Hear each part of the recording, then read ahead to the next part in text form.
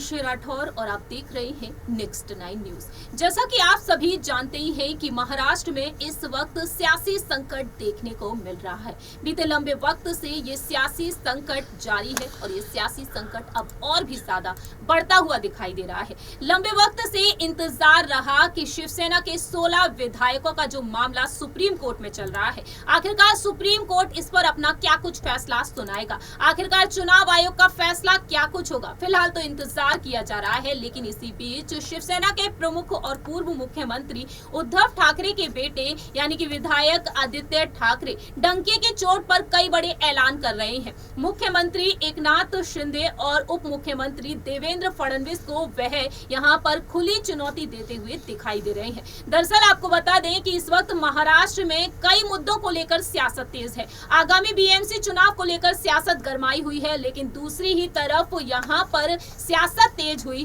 Vedanta Foxconn परियोजना के चलते। जी हां, जो मॉडल गुजरात के हाथों में जा चुका है। जी हां, आपको बता दें कि महाराष्ट्र के हाथों में था ये प्रोजेक्ट, लेकिन केंद्र सरकार ने जो फैसला लिया, गुजरात के हाथों में इस मॉडल को सौंप दिया गया है, जिससे विपक्ष यहां पर गुस्साता हुआ दिखाई दिया है। ना सिर्फ आदित्य ठाकरे, उद्धव ठाकरे, मनसे प्रमुख राज ठाकरे, एनसीपी प्रमुख शरद पवार से लेकर यहां पर उनके भतीजे अजीत पवार भी निशाना साधते हुए दिखाई दे रहे हैं। ऐसे में देखा जाए सुप्रीम कोर्ट में कहीं ना कहीं शिंदे गुट हारता हुआ दिखाई दे रहा है। दरअसल आपको बता दें कि उद्धव ठाकरे के गुट के वरिष्ठ वकील कपिल सिब्बल के साथ साथ वकील अभिषेक ने अपनी जो दलीलें रखी, 5 जजों की संविधान पीठ के सामने उन्होंने दलीलें रखी और यहाँ पर सवाल खड़े कर दिए हैं एक बार फिर से कि एकनाथ शिंदे को या तो अपनी पार्टी का गठन कर लेना चाहिए या फिर बीजेपी में विलय हो जाना चाहिए। ऐसे में अब यहाँ पर सवाल ये खड़ा हो रहा है, क्या वाकई में एकनाथ शिंदे की अगर हार होती है, उनकी विधायकी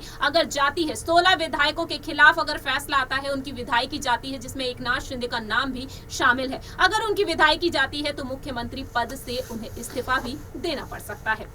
लेकिन यहाँ पर आदित्य ठाकरे भी अब हुंकार भरते हुए दिखाई दे रहे हैं। इस रिपोर्ट के जरिए आपको बताना चाहेंगे कि आदित्य ठाकरे ने इस परियोजना को लेकर एक बार फिर से अपने गुस्से को न सिर्फ जाहिर किया, बल्कि वह कई बड़े ऐलान भी कर चुके हैं। जी हां, महाराष्ट्र के हाथ से एक और बड़ी औद्योगिक परियोजना छिन चुकी है और ऐसे में इसके लिए राज्य की एकनाथ शिंदे सरकार को जिम्मेदार ठहरा दिया गया है। आदित्य ठाकरे ने आरोप लगाया, वेदांत फॉक्सकॉन और बल्क ड्रग पार्क परियोजना के बाद अब औरंगाबाद में प्रस्तावित मेडिसिन डिवाइस पार्क योजना से महाराष्ट्र अब चूक चुका है। अच्छी गुणवत्ता के बुनियादी ढांचे और कुशल जनशक्ति होने के बावजूद महाराष्ट्र से एक और परियोजना छीन ली गई है। जी हां, आपको बता दें कि हाल ही में शिवसेना के राज्यसभा सांसद प्रियंका चतुर्वेदी ने केंद्र सरकार के सामने महाराष्ट्र में मेडिकल डिवाइस पार्क स्थापित करने और इसे केंद्रीय सब्सिडी देने का मुद्दा उठाया था। उन्होंने कहा था